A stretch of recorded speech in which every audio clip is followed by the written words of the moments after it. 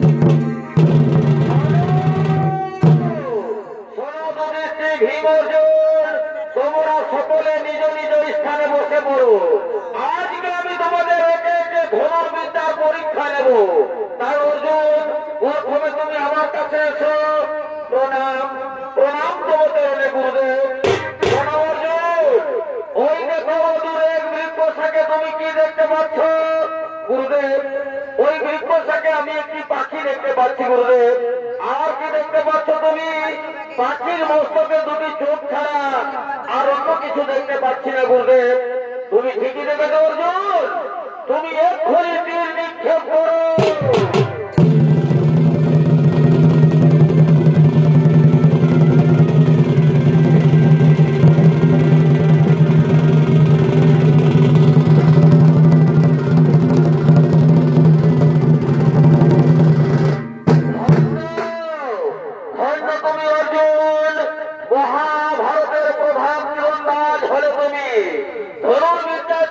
সমতত্ত্ব কেহ নাই এই ভারত মাঝারে।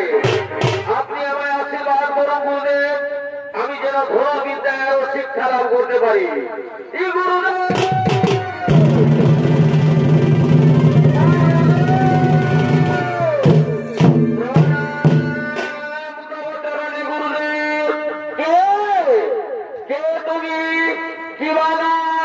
কোথায় ধাম, কি কারণে এসেছে এইখানে? গুরুদেব, আমি হলাম মগধ রাজ্যের বেয়াদ হিরণ্যধনু। এ আমার পুত্র, নাম একলব্য। একে আপনার কাছে নিয়ে এসেছি ধনুর্বিদ্যা শিক্ষার জন্য। কি বেয়াদ হিরণ্যধনু? শোনো বেয়াদ হিরণ্যধনু, আমি নিশ্চিত ছোট জাতের ছেলেকে শিক্ষাদান করি না। আমি শিক্ষাদান করি ক্ষত্রিয় ও রাজবংশের ছেলেদের। তোমাদের মতো ছোট জাতের লোক, তোমাদের মতো নিশ্চিত দরিদ্র লোক আমার অস্ত্র শিক্ষার শিবিরে প্রবেশ করার অধিকার পর্যন্ত নেই। আমরা নিশ্চিত দরিদ্র বলে ছোট জাত বলে অপমান করে তাড়িয়ে দিচ্ছ। দিক দিকের সমাজ, এই সমাজ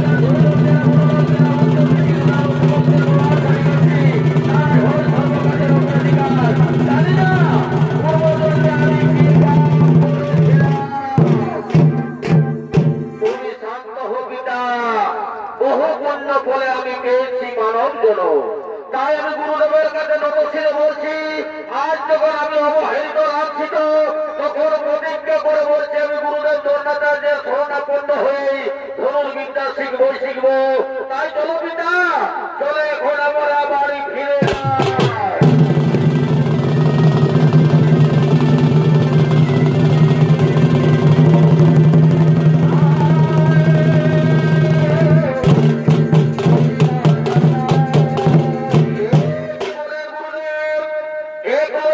শিক্ষাদান না দিয়ে তাড়িয়ে দিলেন। হ্যাঁ দিলাম, আমি ভরদ্বাজ পুত্র দ্রোণাচার্য। বহু পুণ্য বলে পিতামহ ভীষ্মের অনুপ্রেরণা তোমরা আমাকে পেয়েছে হস্তিনার গুরুরূপে। তপবর্ষী ভরদ্বাজ মুনির সন্তান, যার পাত্র স্থান বিচার করে কাজ করে।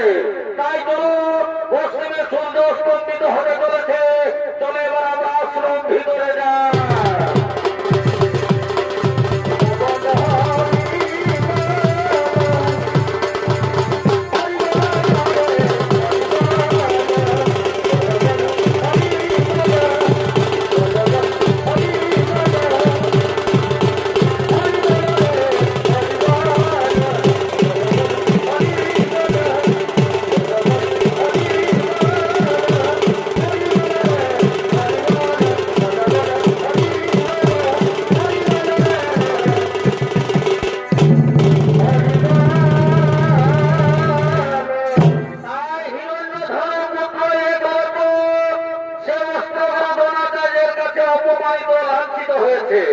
তাই সে মনে মনে স্থির করেছে যে আমি অস্ত্রগুলো দ্রোণাচার্যের কাছে শিষ্যত্ব গ্রহণ করব।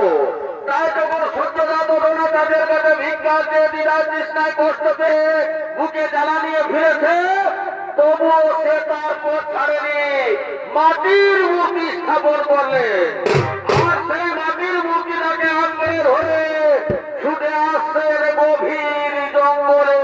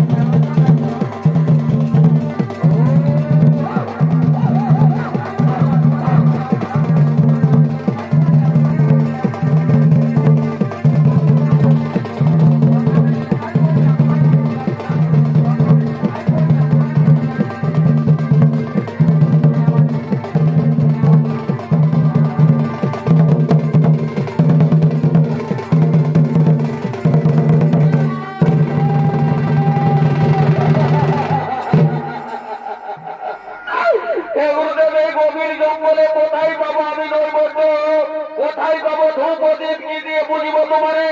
বলুন গুরুদেব বলুন, আমি যদি ধূপ দ্বীপ নৈবেদ্য না দিতে পারি তাহলে কেউ তোমার এলাকে সাড়া দিবেন না গুরুদেব? এই ছোট জাতের ছেলেকে কি সাড়া দিবেন না? আমি জানি না মন্ত্রতন্ত্র, আমি জানি না সাধন ভজন, আমি এটুকু বলবো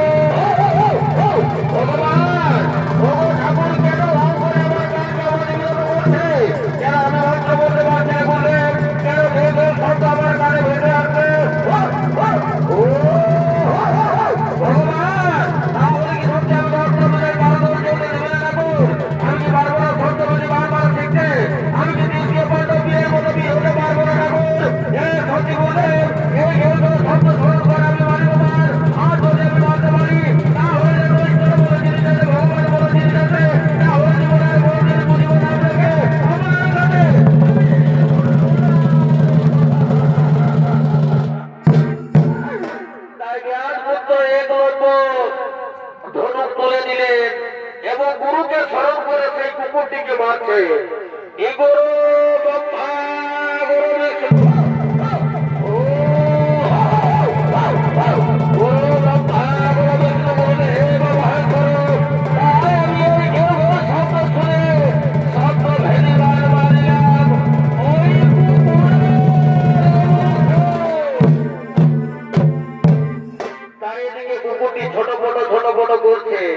কিন্তু ঘেউ ঘেউ করতে পারছে না।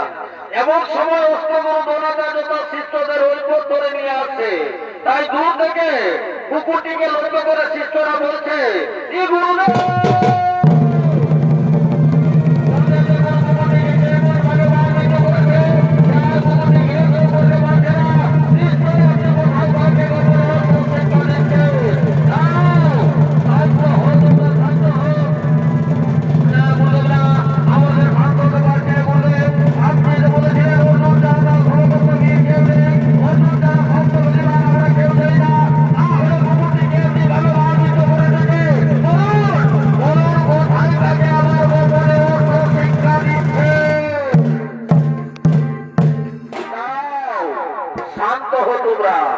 কুকুরটিকে যেভাবে বান্বিত করেছে অর্জুন কেন, আমি তো মনে ভাবতেই পারছি না এই কাজটা কে করলো।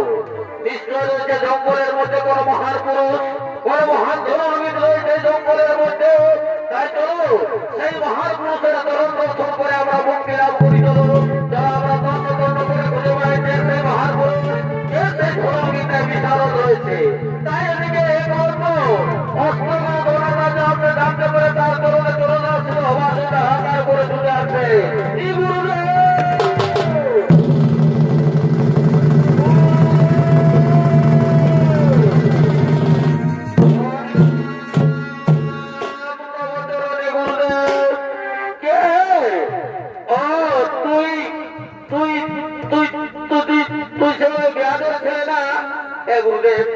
আমি ওই হিরণ্য ব্যাধের ছেলে এক লক্ষ। আসুন আসুন গুরুদেব, যে কারণে এত আতঙ্কিত, আসুন গুরুদেব।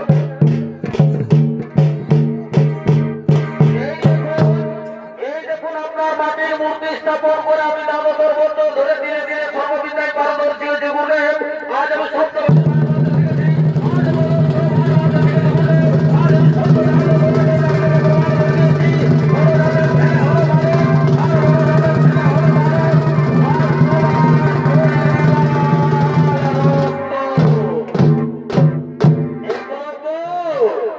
গুরুদেব, তুই তাহলে আমাকে গুরু বলে স্বীকার করেছিস।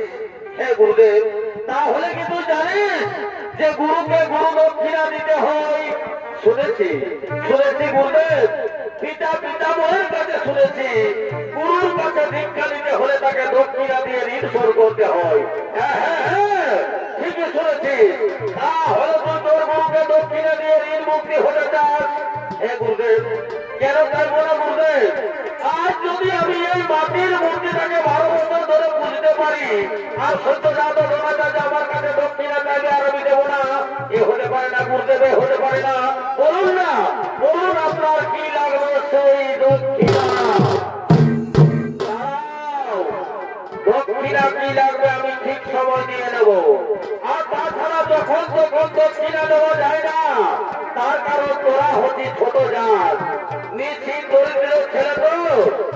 একবার এদিকে উল্টবি আবার ওদিকে হবি, এদিকে হবি আবার ওদিকে হবি।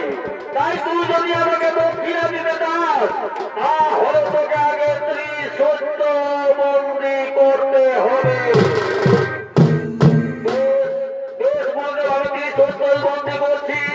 সাক্ষী থাকো চন্দ্র সূর্য, সাক্ষী থাকো 33 কোটি দেবতাগণ, সাক্ষী থাকো সমস্ত ক্ষত্রিয়গণ, আরো সাক্ষী থাক আমার ছোট জাতের ভাই বন্ধুরা, সাক্ষী থাকো পরিবারের মা বোনেরা, সাক্ষী থাকো সমস্ত বন্ধুরা, সাক্ষী থাক আমার এই মাটির মুনি দোলা চালু, এই সত্য জানো তোমাদের আমার কাছে না চালু, যেন মা থাকো আমি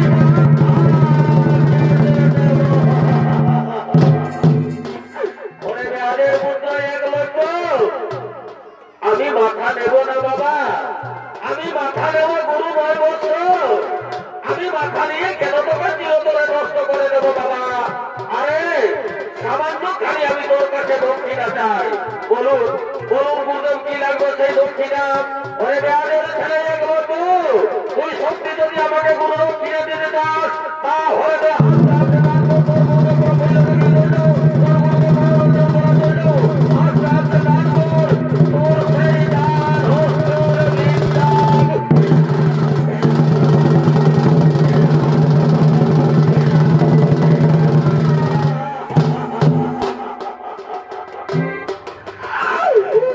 গুরুদেব, এই দান হস্তের বিদ্যা আঙুলটি জঙ্গলে রয়েছে আমার বৃদ্ধ মা, রয়েছে আমার বৃদ্ধ বাবা, তাদের ভরণ পোষণ করি গুরুদেব এই ডান হস্তের বিদ্যা আঙুলটির দ্বারা।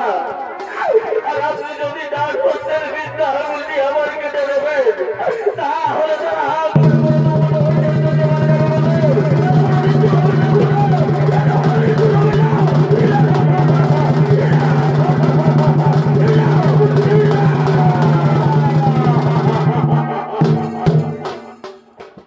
পুত্র, আমি জানি রে ছোট জাতের ছেলে, এক্ষুনি না করেছিস খানিক্ষণ পরে হা করবি। তার জন্য আমি তোকে ত্রিসত্য বন্দি করে দিয়েছে ছোট জাত। ওরে ছোট জাতের ছেলে, ওরে এক লক্ষ, ত্রিসত্য কথার মানে জানিস বাবা?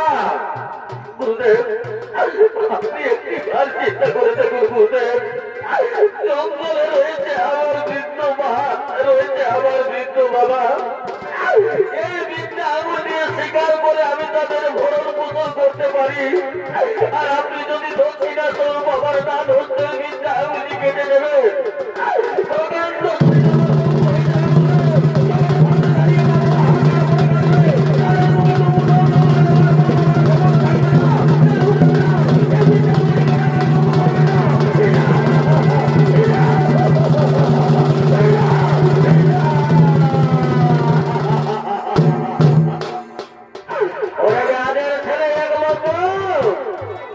তাহলে তুই ত্রিসত্য কথার মানে জানিস না। সোনারে এক লক্ষ, ত্রিসত্য কথার মানে হলো 33 কোটি দেবতার কাছে তুই সাক্ষী রেখেছিস, তাই 33 কোটি দেবতার কেউ তোকে দেবতার আসরে বসাবে না।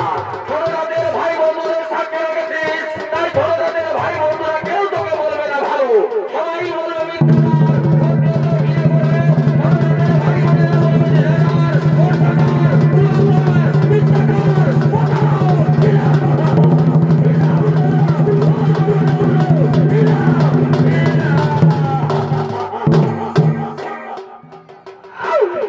ভগবান।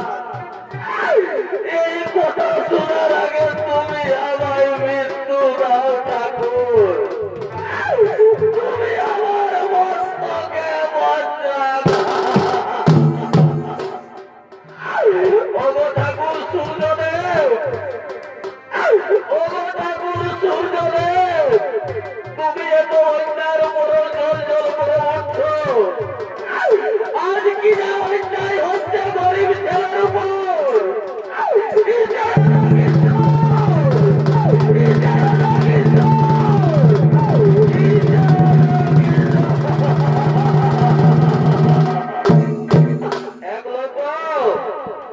দক্ষিণা দান আমি করিব না গুরুদেব না, দক্ষিণা নিয়ে যাবেন এই ছোট জাতকে চিরতরে নীল গায়ে রেখে যাবেন না গুরুদেব। তাই আমি বলছি ওরা ছোট জাতের ভাই বন্ধুরা, তোরা মুখ ফুলিয়ে সবার কাছে বলবি ছোট জাত বলে